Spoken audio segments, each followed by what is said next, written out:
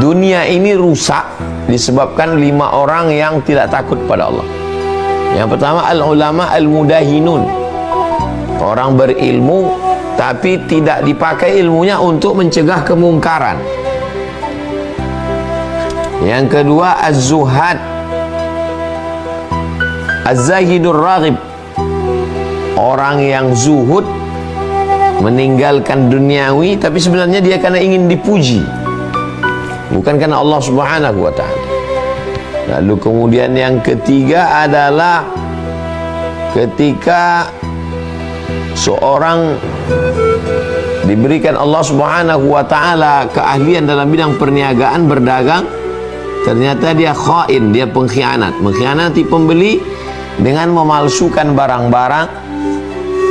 Dia katakan barang impor padahal barang lokal, kemudian disemprot formalin dan lain sebagainya. Rusak dunia ini. Kemudian dunia ini dirusak lagi oleh al-ghuzat, para pasukan perang yang sebetulnya berperang bukan karena Allah, bukan karena ingin menolong agama Allah, tapi karena ingin dunia, karena duit. Lalu kemudian al-hakimuz zalim, penguasa yang zalim. Na'udzubillah. Penguasa yang zalim, yang bertindak semena-mena, ini juga merusak.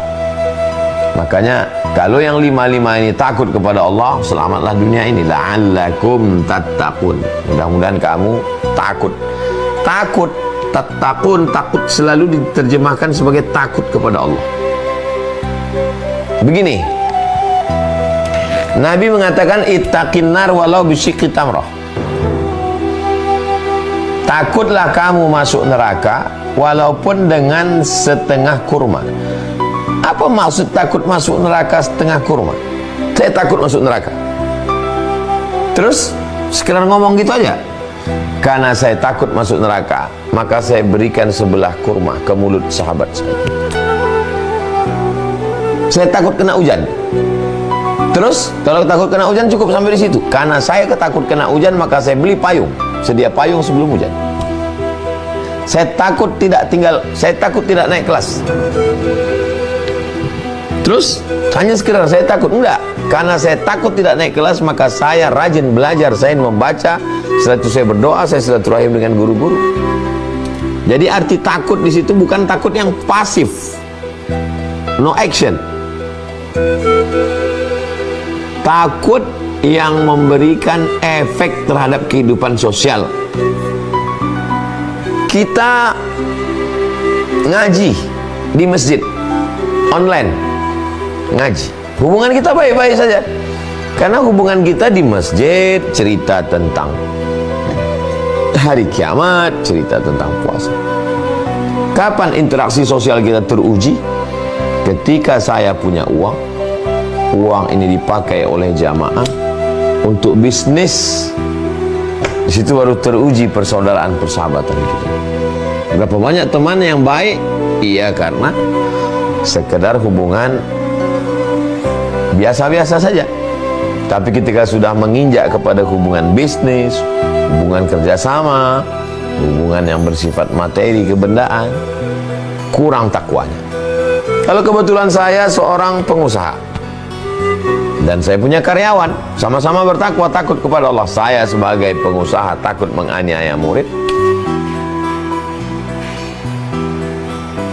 dan karyawan juga takut untuk tidak on time, tepat waktu, takut berkhianat.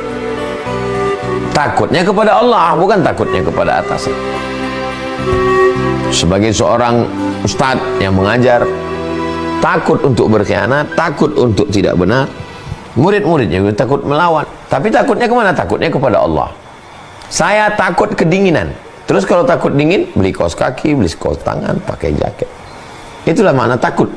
Jadi bukan seperti takut yang pasif, yang tidak ada actionnya. Nah, ini bahwa ayat terkait Ramadan itu ada 4. Yang diundang hanya orang yang percaya, keyakinan. Lalu kemudian buah dari keyakinan itu ada pengamalan, namanya puasa. Lalu kemudian ada nilai historis sejarahnya, bahwa ini bukan kamu yang pertama, umat-umat sebelum kamu juga puasa. dan ditutup dengan la'allakum tattaqun. Puncak dari puasa itu adalah bukan hebatnya dia berpuasa, tapi bagaimana takutnya dia kepada Allah sehingga tidak menganiaya orang, berbuat adil, amanah, dan lain sebagainya.